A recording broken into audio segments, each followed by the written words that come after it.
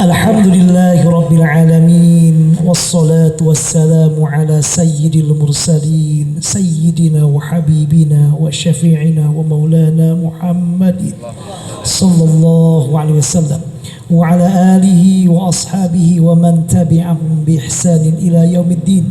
Subhanaka la ilma lana illa ma 'allamtana innaka antal alimul hakim.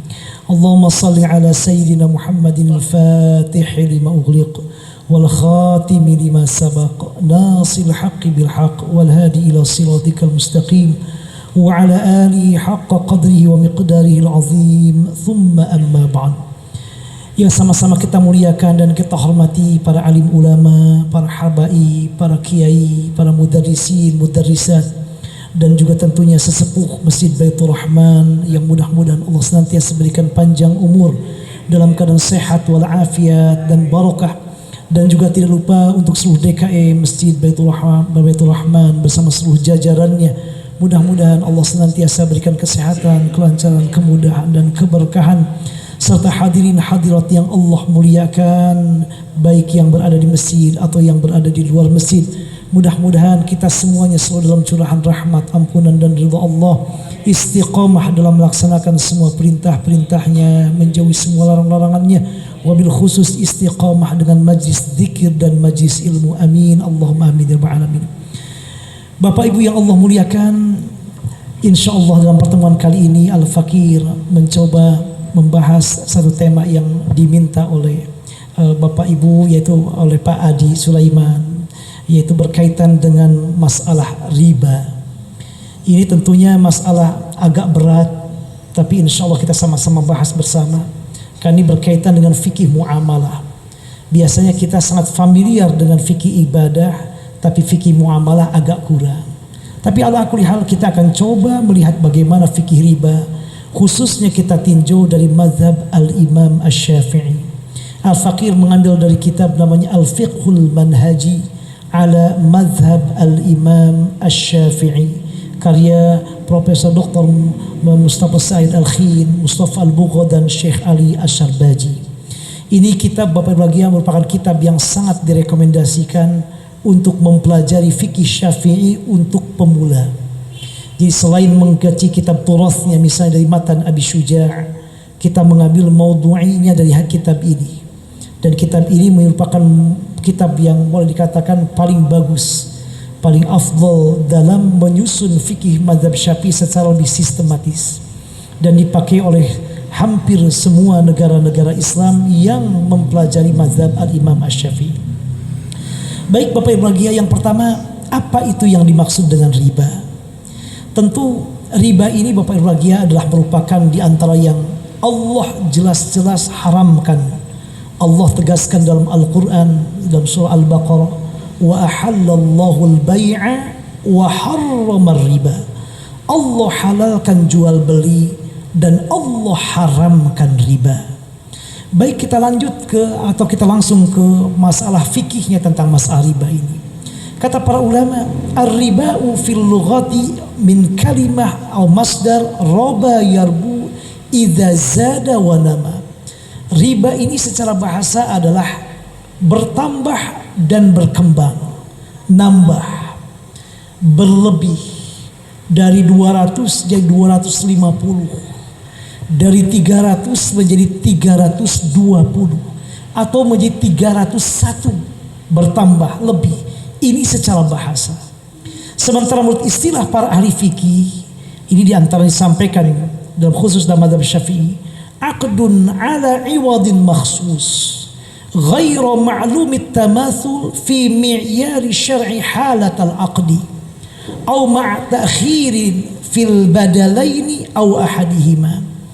Riba itu adalah akad transaksi untuk benda-benda tertentu, karena riba tidak berlaku kecuali untuk benda-benda harta-harta tertentu yang disebut dengan al-amwal ar-ribawiyah, harta-harta yang masuk kategori riba.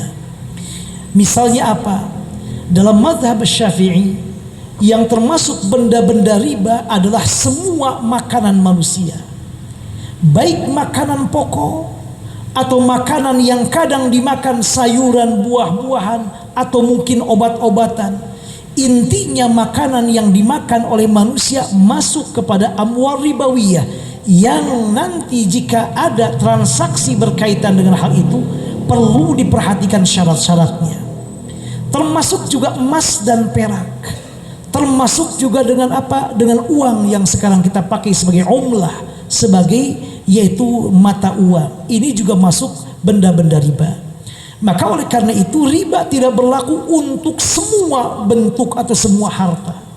Baju misalnya, karena baju bukan alat tukar, sebab bukan mata uang, bukan juga makanan, ini tidak berlaku riba di dalamnya.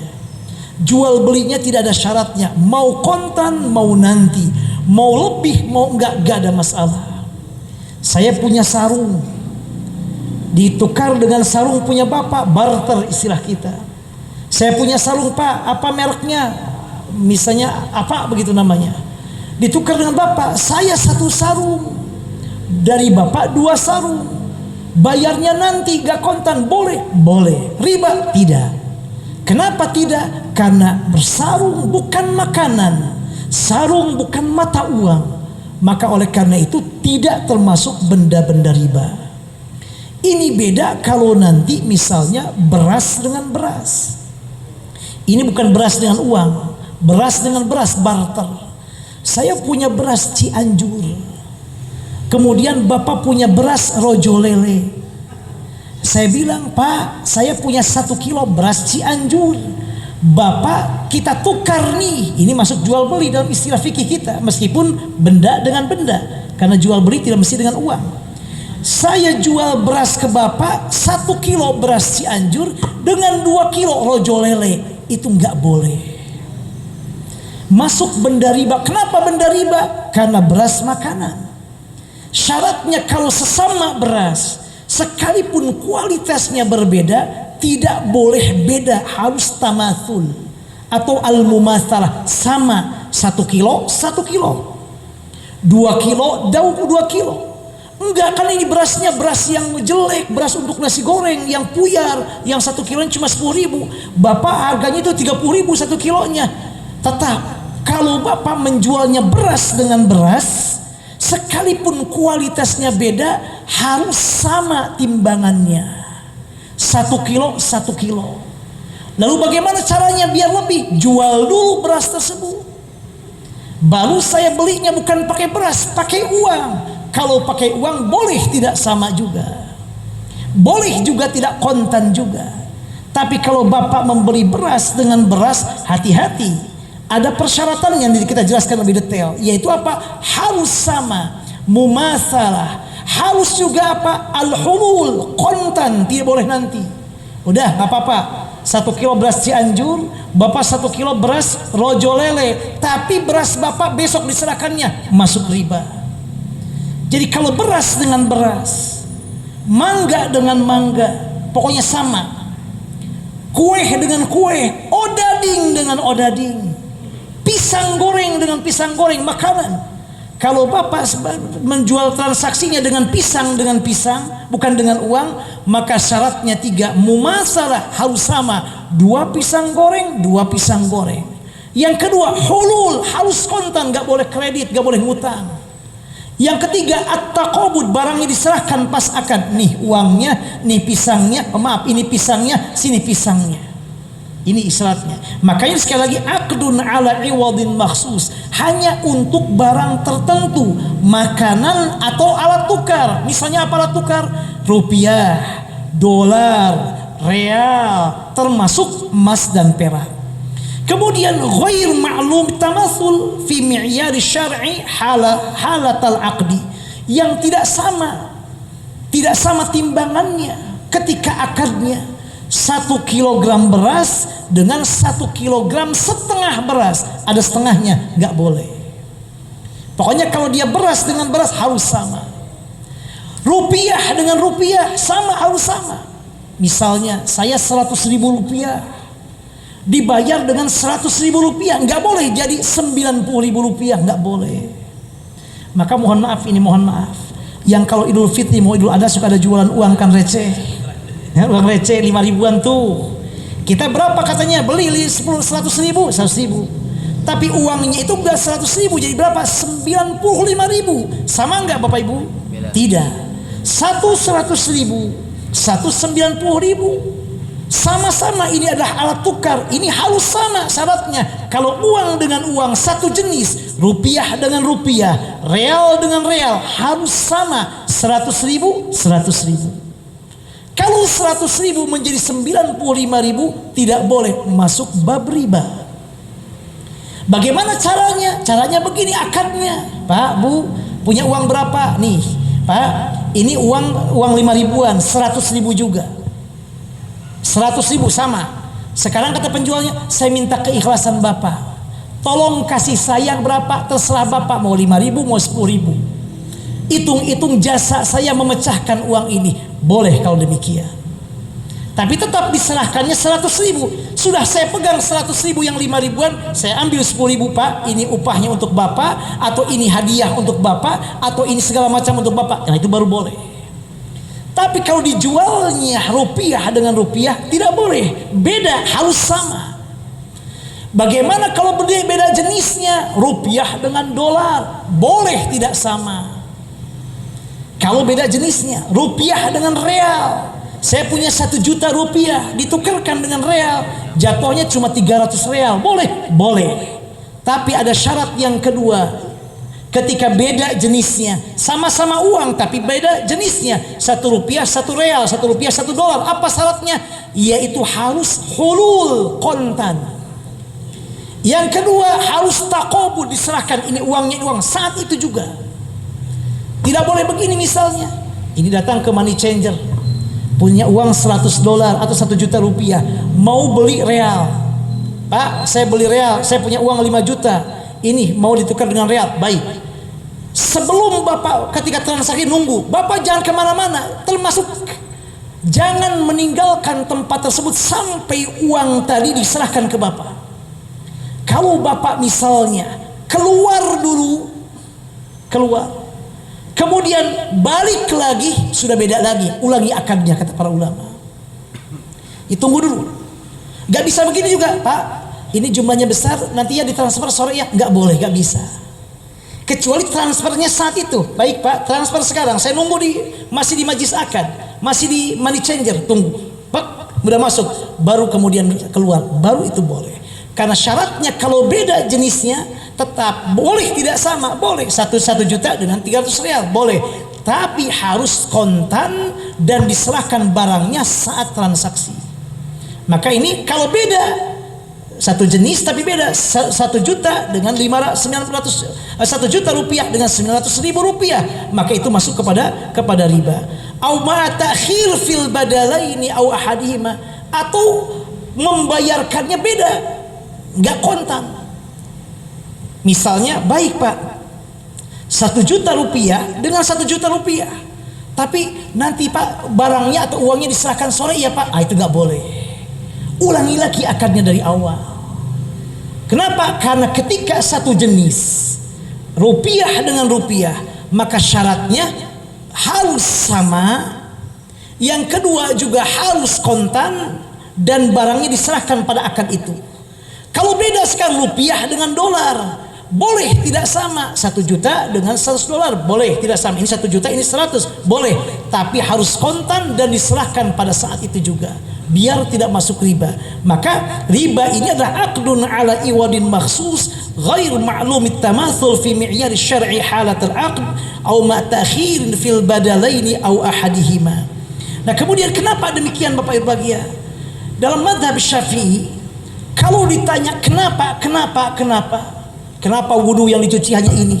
Kenapa barang jual beli disebutkan hanya itu saja makanan, enggak yang lain? Jawabannya cuma satu, ta'abbudi. Karena itu bentuk ibadah ghair ma'qul ma'na, tidak bisa dicerna dengan akal kita. Pokoknya sami'na wa ta'na. Dan ini bagian dari ibtilah, ujian bagi kita. Dalam mazhab Syafi'i demikian. Kenapa begitu? Ilatnya apa? Ta'abbudi, udah, karena ibadah. Adapun hikmahnya, baru hikmahnya dari sisi ini, hikmahnya dari sisi itu. Tapi kalau ditanya ilatnya adalah ta'abbudi. Kenapa demikian? Nabi Muhammad sallallahu alaihi wasallam dalam hadis riwayat Imam Bukhari Muslim diterima dari Umar bin Khattab, Rasul bersabda, "Adz-dzahabu bil-dzahabi, al-burru bil-burri, asy-sya'iru bis-sya'iri, at-tamru bit-tamri."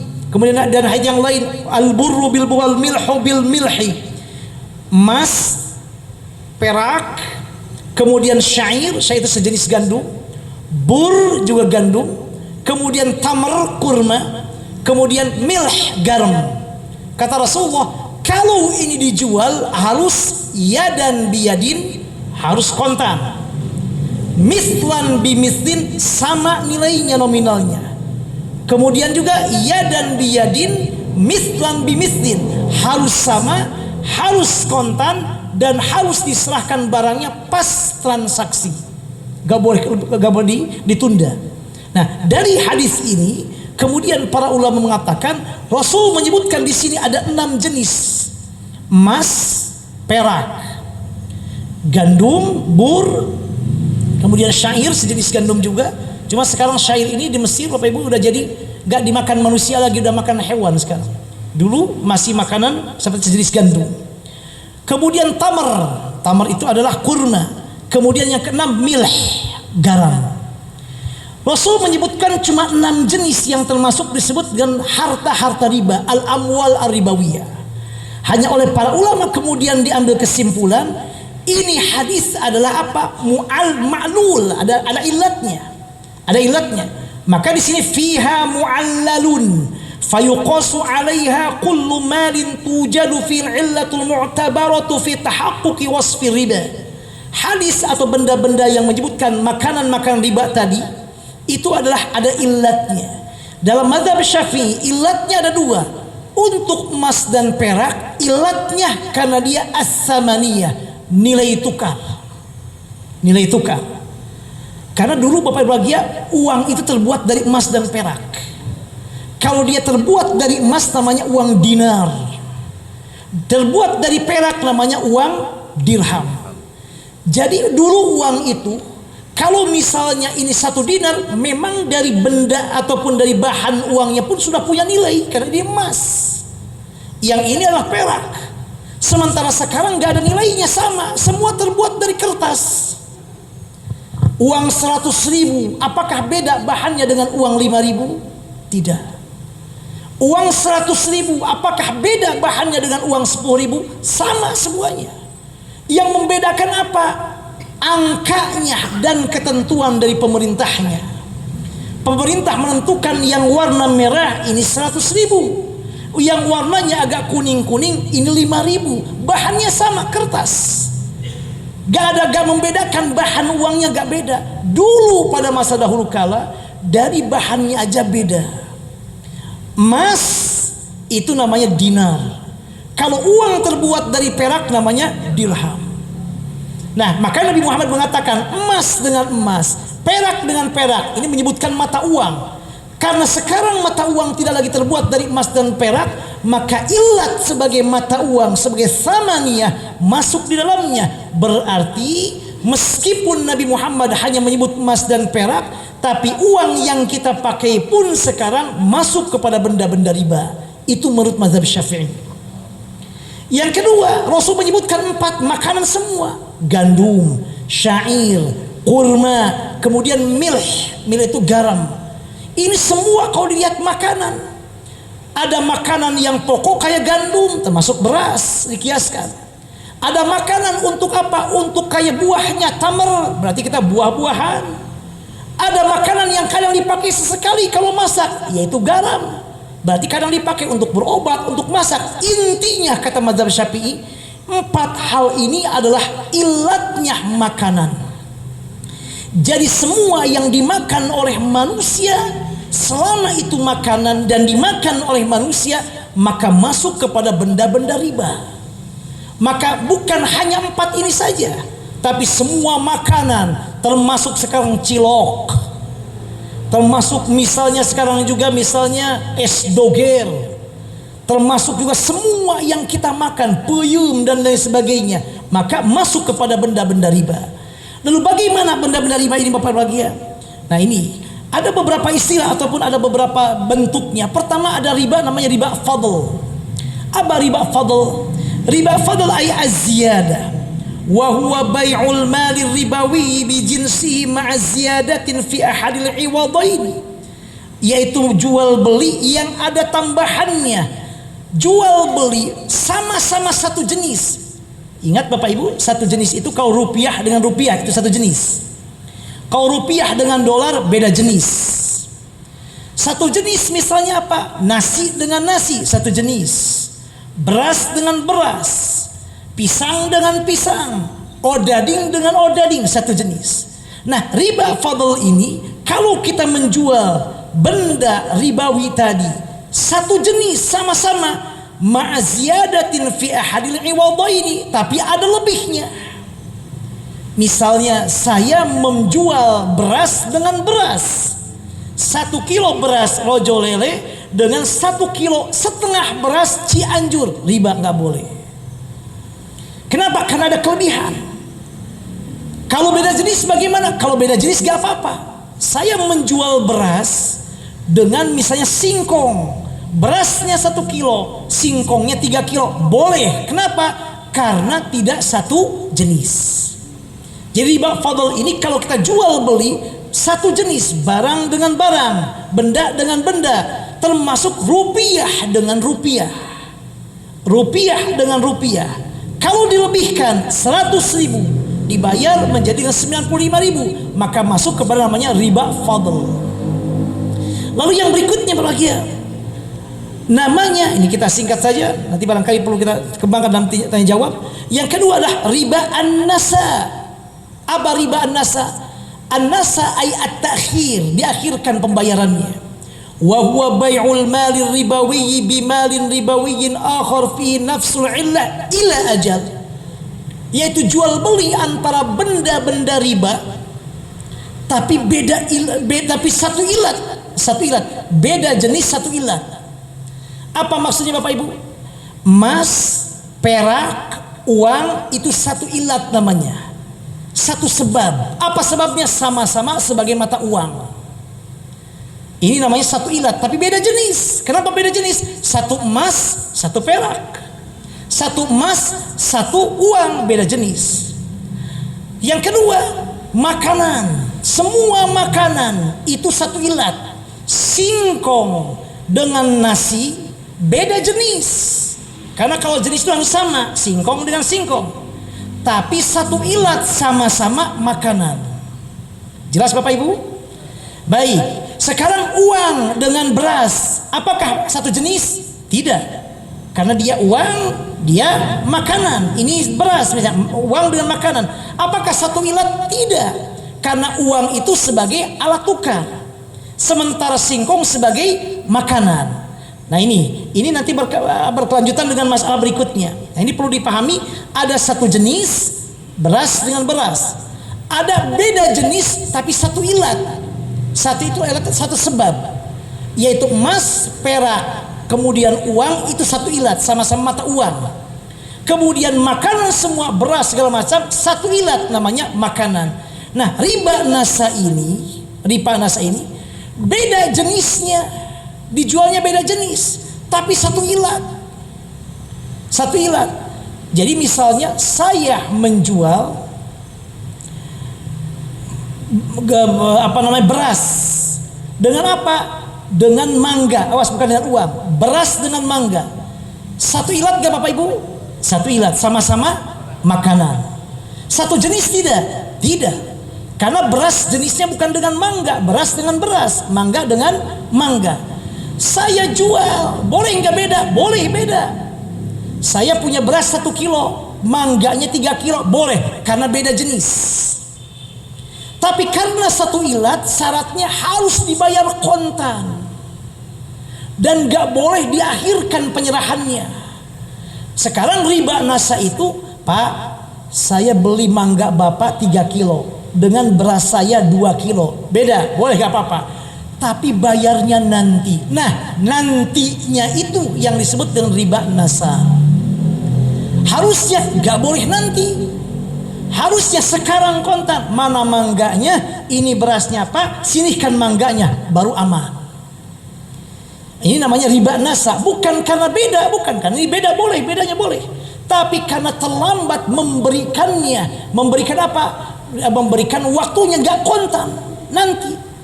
Misalnya Pak, saya mau membeli beras Bapak bagus banget, tapi saya bayarnya dengan apa? Misalnya dengan jeruk.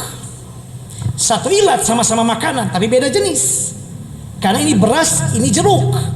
Boleh beda? Boleh. 1 kilo, ini 5 kilo, boleh gak apa-apa. Tapi harus kontan. Jangan bilang, Pak, saya beli beras Bapak 1 kilo dengan 5 kilo jeruk, tapi bayarnya besok. Gak boleh. Kenapa tidak boleh? Karena harus kontan. Karena satu yaitu jeruk ini adalah termasuk benda riba. Kemudian juga ini beras adalah benda riba.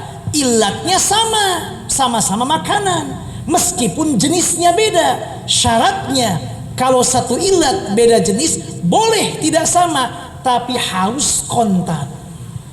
Jangan dinantikan, jangan bayarnya nanti, bayarnya besok, tidak boleh. Nah, yang ketiga ada lagi riba dalam mazhab Syafi'i, ini hanya dalam mazhab Syafi'i. Dalam mazhab yang lain tidak ada. Yang ketiga ini namanya riba iyad. Iyad itu tangan. Apa maksud riba iyad ini? Riba iyad ini Bapak Ibu berbahagia, an yabi'a al-mala ar-ribawiyya bi akhara fihi nafsul illah duna an yashtarita fi dhalika ajal bi nafsil aqd walakin yahsul ta'khir fi qabdil badalaini aw ahadihima an majlisil aqdi bil fi'l. Jadi menjual beli sama-sama barang riba, masuk benda-benda riba, dan tidak disyaratkan nanti dibayarnya. Enggak, Pak, saya mau jual ini beras 1 kilo dengan 3 kilogram jeruk Bapak. Baik. Enggak dibilang bayarnya nanti, enggak. Rencananya sekarang bayar. Tiba-tiba, Pak sebentar ya, saya ke rumah dulu dah. Ke rumah dulu. Kemudian habis gitu, Pak ayo kita ke sini Pak, saya tunggu di depan Pak. Udah pisah badannya. Sudah pisah badannya, kemudian baru diserahkan. Ini namanya riba iyad. Jadi riba iyad ini termasuk riba ini Bapak bahagia.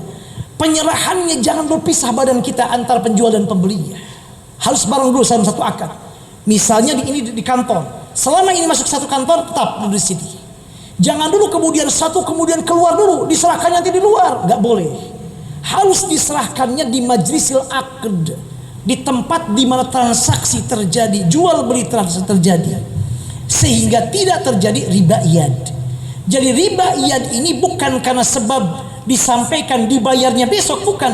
Dia mau beli sekarang, cuma terlambat penyerahan barangnya, baik salah satunya atau mungkin dua-duanya.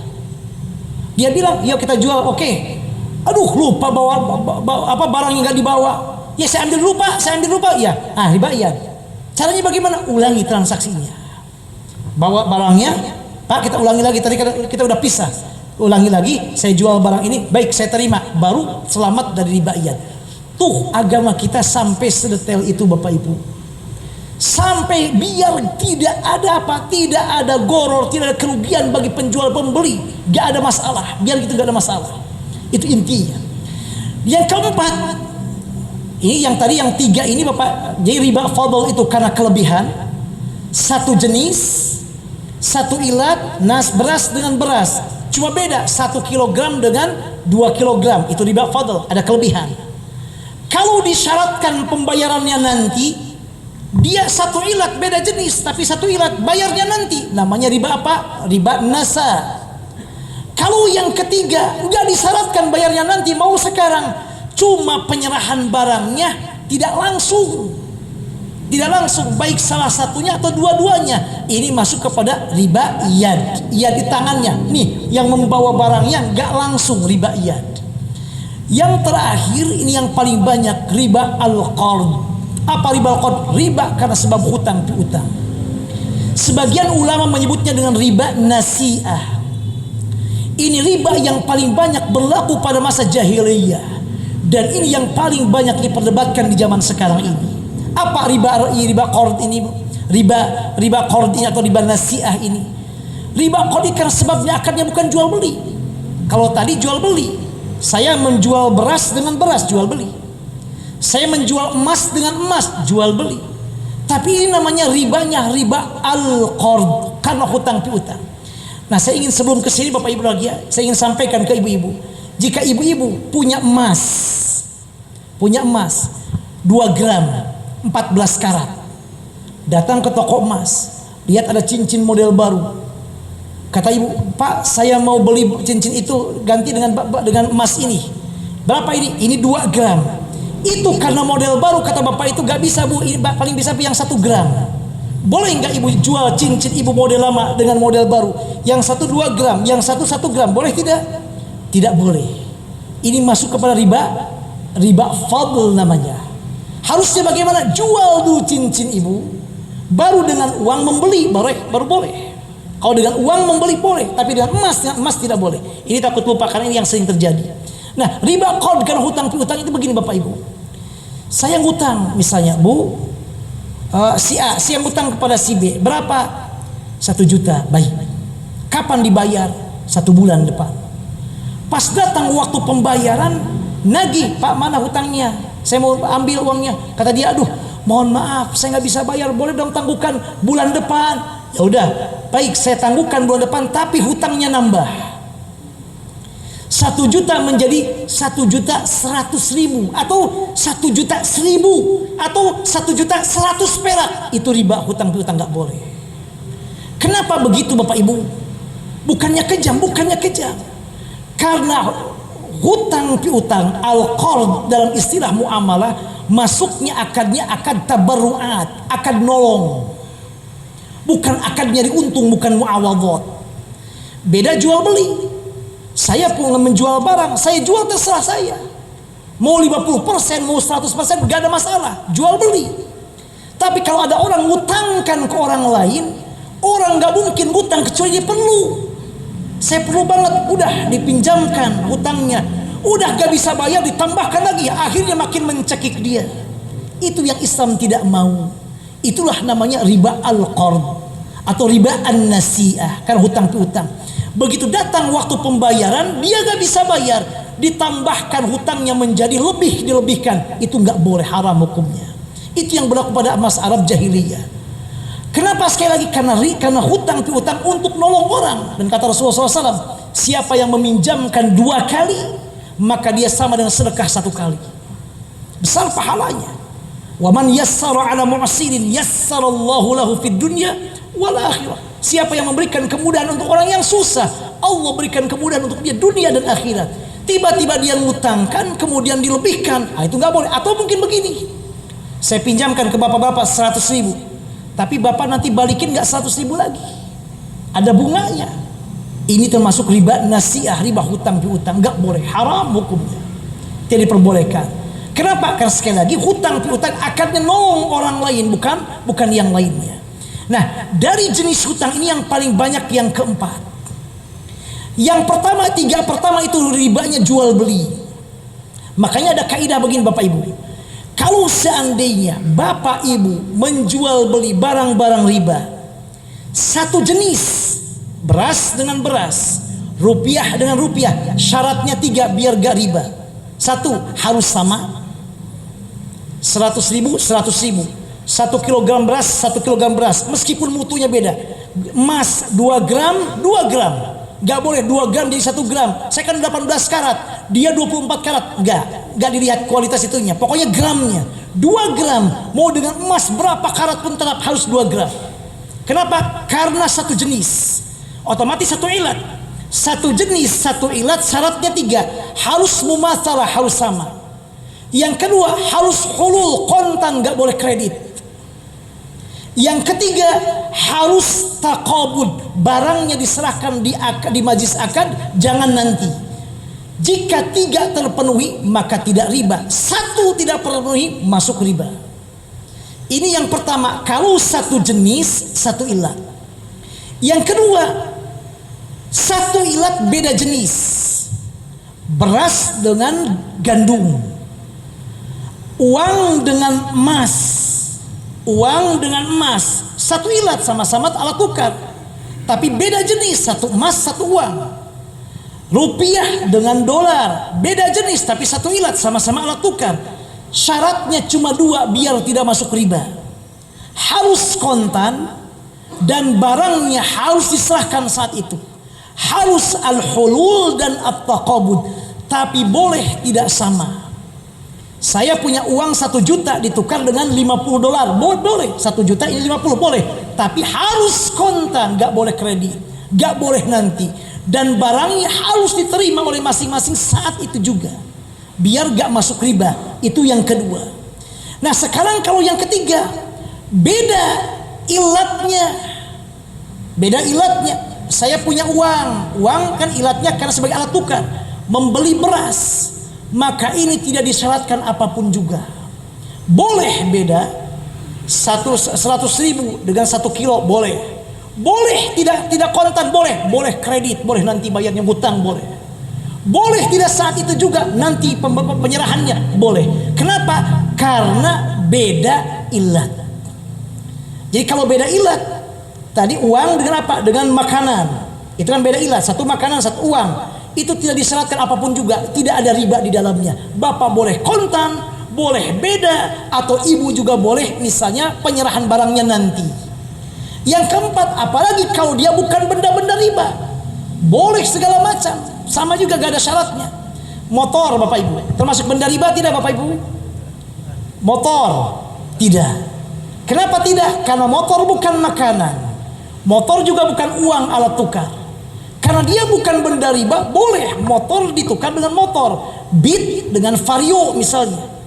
Beatnya 1, varionya 2, boleh tidak riba. Kenapa? Karena motor bukan makanan, bukan alat uang, bukan benda riba. Saya sekarang membeli uang, membeli motor. Uang ini termasuk benda riba, alat tukar, tapi motor bukan. Tidak disyaratkan apapun juga, tidak ada riba di dalamnya. Boleh saya bayar kontan, boleh nanti, boleh beda, penyerahan barangnya boleh kapan saja.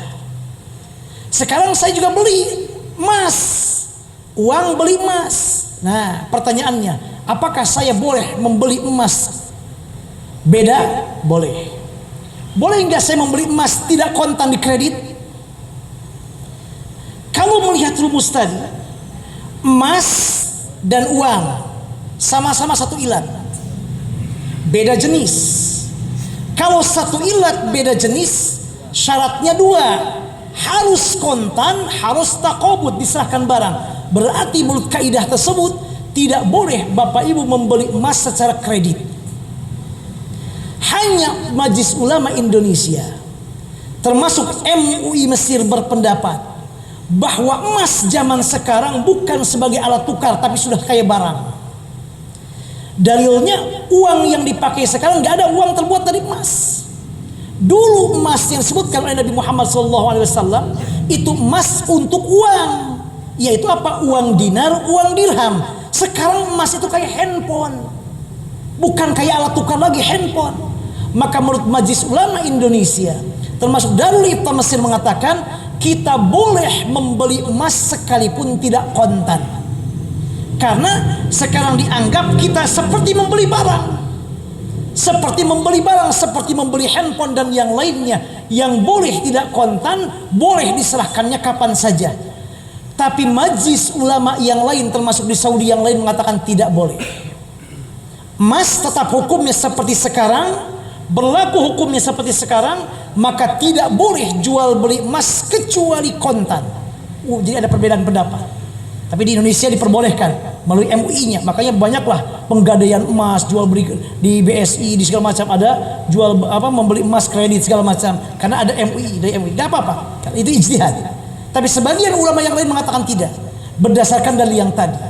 Jadi artinya apa? Kalau membeli tersebut harus kontan, harus tidak tidak dinantikan, harus diserahkan pada saat itu. Nah ini Bapak Ibu bagian sekilas gambaran tentang masalah riba. Masalah terakhir sekarang, kalau seandainya kita meminjam uang ke bank untuk misalnya membeli rumah, apa hukumnya? Para ulama berbeda pendapat. Apakah itu riba atau tidak?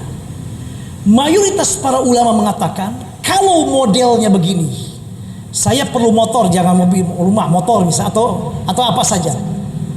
Saya punya mobil motor, gak punya uang. Ini harga motor Beat 19 juta, gak punya uang kontan. Saya berangkatlah kemana? Ke dealer gak ada. Berangkat saya ke bank, bang saya perlu motor itu Beat warna hitam, itu mereknya di dealer itu, harganya 19 juta, tapi saya gak punya uang. Kalau bang caranya begini, baik, yuk kita ke dealer.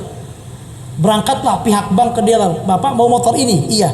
Harganya 19 juta kan pak? Iya 19 juta. Sekarang begini pak, saya akan beli motor ini kata bank 19 juta, dan bapak berjanji ketika saya sudah membeli motor tersebut, bapak akan membelinya dari saya. Baik, tapi dengan harga beda. Saya akan jual ke bapak sekarang bukan 19 juta, tapi menjadi 30 juta, dicicil 15 tahun misalnya.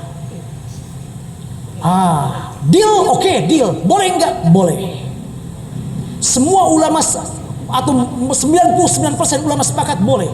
Kenapa? Ini bukan riba, tapi namanya bai'ul murabahah. Kenapa begitu? Karena sekarang motor tersebut bukan milik saya, milik siapa? Bank. Kemudian bank menjual kepada saya, namanya dia penjual, bebas dong ngambil untung. Cuma karena ini bai'ul murabahah, harus tahu harga asalnya 19 juta. Terus bank sepakat dengan kita, berapa dijualnya? Dijualnya 25 juta, sepakat. Oke, sepakat. Berapa? Untuk 5 tahun. Oke, 5 tahun. Deal, sah, gak ada masalah. Tapi pertanyaannya begini, bang, saya perlu uang 19 juta untuk membeli motor. Kata bang, oh ya udah, gini aja dah nih uangnya dah. Terserah mau pakai aja dah, tapi kamu bayar 19 juta menjadi 22 juta. Ini yang kemudian oleh para ulama mayoritas mengatakan itu termasuk bagian dari riba. Kenapa? Karena secara tidak langsung bank meminjamkan uang, menghutangkan uang, dan disyaratkan pas akadnya, pas transaksinya. Bapak berarti ini saya kasih 19 juta, tapi bapak mengembalikan menjadi berapa? 22 juta. Ada kelebihan. Karena ada kelebihan, maka ini masuk kepada riba yang tidak diperbolehkan. Masuknya riba nasi'ah atau riba al-qard, karena hutang piutang. Ini yang menjadi perdebatan. Meskipun ada sebagian ulama yang lain mengatakan boleh, sebagian ulama, majelis ulama yang lain boleh dalam artian apa? Kan darurat keadaan kita, apalagi yang berkaitan dengan rubah misalnya. Yang lain mengatakan bukan qard, tapi dengan akad yang baru, namanya adalah akad istithmar atau akad investasi atau hal yang lainnya. Namun ini gambaran singkat Bapak Ibu berkaitan dengan riba. Sebenarnya masalah sangat luas, sangat panjang sekali. Namun gambarannya seperti itulah. Khususnya dalam mazhab al-Imam Syafi'i ada riba fadl, ada riba nasa, ada riba iyad, dan yang terakhir namanya riba al-qard atau riba an-nasiyah, riba karena hutang piutang. Wallahu a'lam bissawab. Wa sallallahu alaihi wasallam Muhammad wa ala alihi washabbihi wa baraka wasallam. Walhamdulillahirabbil alamin. Maaf Kiai, mau nanya. Ada orang hutang 1 juta di tahun 1990, dan kemudian di tahun 2025 orang tersebut mau bayar hutang. Apakah harus tetap 1 juta? Padahal nilai uang sudah berbeda. 1 tahun 1 juta di tahun 90 beda dengan 1 juta di tahun 2025. Mohon okay. Masya Allah, barakallah fiik wa jazakumullah khairan katsiran. Soal wajih jiddan, pertanyaan bagus sekali. Para ulama dalam masalah ini terjadi berbeda pendapat. Sebagian ulama mengatakan harus sama, meskipun beda nilainya. Kenapa? Karena akadnya hutang piutang. Jadi meskipun tahun 90 1 juta bisa membeli motor misalnya, di tahun 2025 1 juta, jangankan motor, hanya bannya aja paling 1 atau 2. Gak bisa membeli motor semuanya, beda nilainya. Tapi karena akadnya akad hutang piutang, sebagian ulama mengatakan harus tetap sama. Sekalipun 100 tahun berikutnya baru dibayar, tetap 1 juta. Ini pendapat pertama. Pendapat kedua mengatakan kasihan dong orang yang ngutangin, udah nolong rugi lagi. Maka para ulama yang kedua mengatakan untuk keadaan demikian disesuaikan dengan nilai pas dia mau bayar. Bagaimana cara ukurnya? Ngukurnya ke emas, karena emas relatif stabil. Atau dikatakan kepada ujratul misli, upah bangunan atau upah pekerja. Misalnya 1 juta rupiah itu pada tahun tersebut untuk membeli emas bisa berapa gram? Bisa 1 gram. Ternyata sekarang 1 gram itu menjadi 1,5 juta. Berarti bayarnya berapa? 1,5 juta. Disesuaikan dengan nilainya pada saat itu untuk membeli emas. Atau misalnya 1 juta dulu, kalau kita gaji orang untuk bekerja, nyampe berapa lama? Oh, nyampe 1 minggu misalnya. Nah sekarang kalau 1 minggu dengan pekerjaan itu berapa? 1,5 juta. Berarti bayar berapa sekarang? 1,5 juta. Darul Ifta Mesir mengambil pendapat yang kedua. Artinya apa? Mengambil disesuaikan dengan nilainya. Tidak sama dengan 1 juta, tapi menjadi 1,5 juta. Disesuaikan dengan nilainya. Ngambil patokannya kemana? Ke emas, karena emas relatif stabil.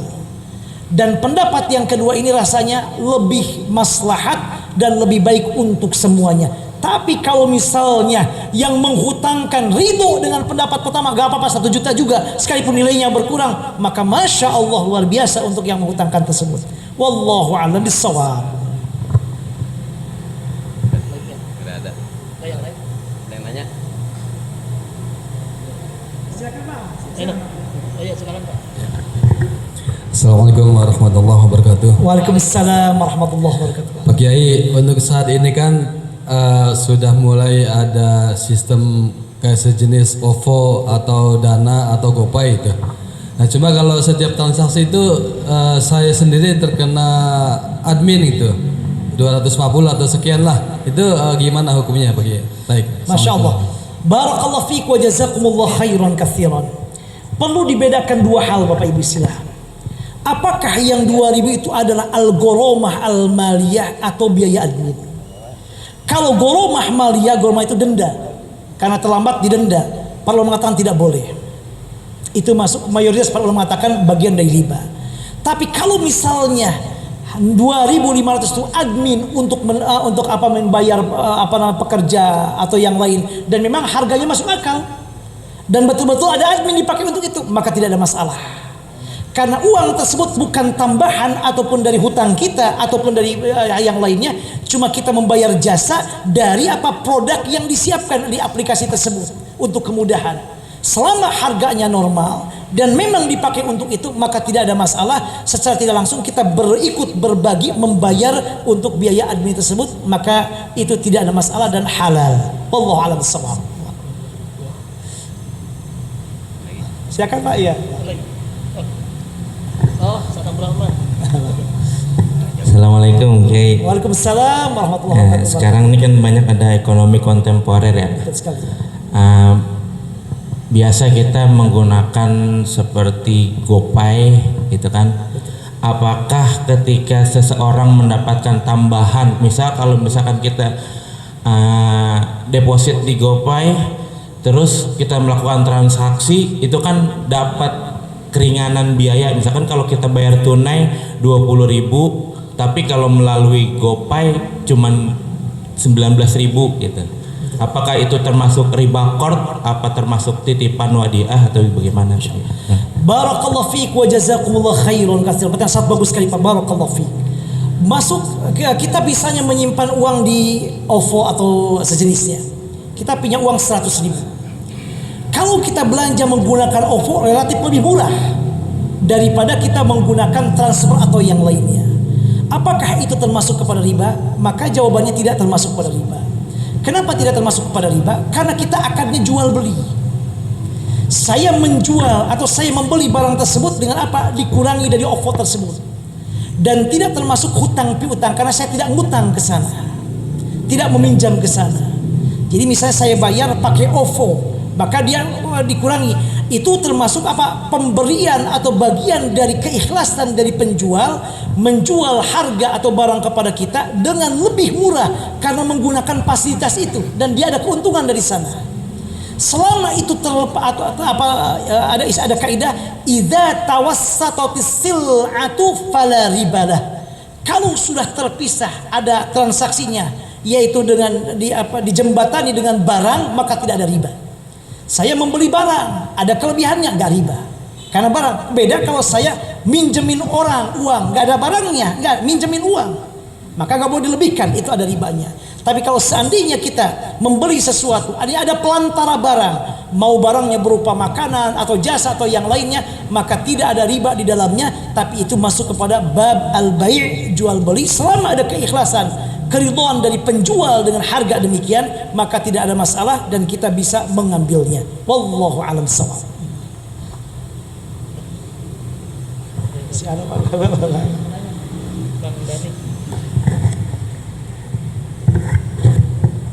Assalamualaikum warahmatullahi wabarakatuh. Waalaikumsalam warahmatullahi. Saya mau bertanya Pak Ustadz tentang yang Pak Ustadz tadi jelaskan tentang riba yang makanan pokok, beras, rojo lele sama Cianjur.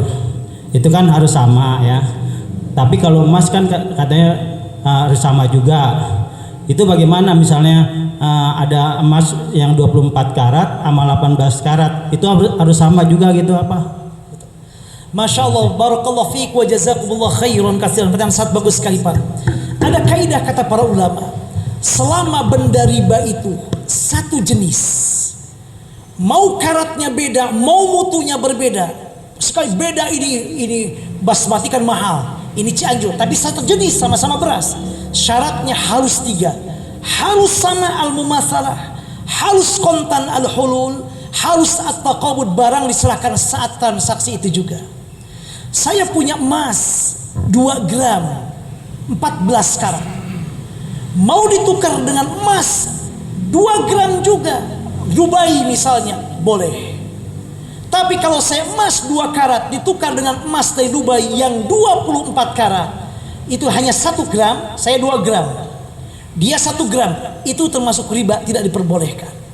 Meskipun kan ini beda karatnya, saya kan Bapak punya 18 gram, itu kan 24 gram, beda kan harganya. Meskipun kualitasnya beda, selama satu jenis emas dengan emas, itu syaratnya demikian. Lalu bagaimana biar gak rugi? Biar gak rugi, Bapak jual dulu emas yang 24 karat tadi, jual dengan uang, lalu uangnya dipakai membeli uang emas yang 18 karat, sehingga Bapak mendapatkan emas 2 gram 18 karat dan ada sisa uang di sini. Tapi kalau dia selama emas sama, jangankan itu Bapak yang bahagia, model aja, cincin modelnya beda, ini model lama, itu model baru lebih mahal. Gak boleh kita tukar cincin saya 3 gram untuk mendapatkan model cincin baru yang 2 gram, saya jual 3 gram cincin emas ini dengan yang 2 gram, itu tidak boleh, itu riba. Caranya jual dulu cincin saya, uangnya pegang, tambah kurangnya, lalu saya membeli cincin dengan uang, bukan dengan emas. Demikian Pak. Wallahu a'lam bishawab.